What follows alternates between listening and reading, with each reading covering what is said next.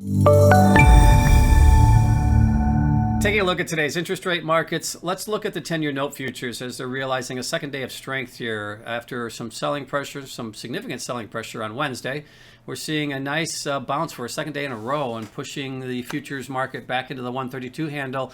132.11 on the September future now, and I think when you look at some of the things that are contributing to this reversal, the digestion of the Fed meeting, and certainly when you look at the reaction that we have seen in the bond market and the treasury markets the last couple of days, it's been quite significant. And really you've seen volatility in various other asset classes as well, particularly the US dollar versus the other currency markets. So I think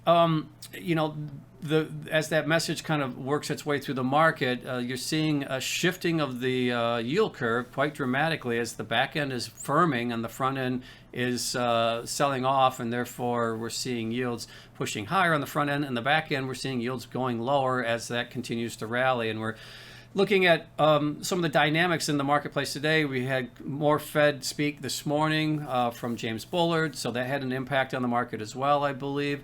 And that's going to continue, I think, into next week. So the markets are going to continue to probably have to realize this narrative now that it does appear that the Fed has shifted at least its thought process a little bit post-meeting. Now, looking at the yields, we are seeing the 10-year yield pushing back down to 145 basis points today after peaking at just under 160 basis points on Wednesday.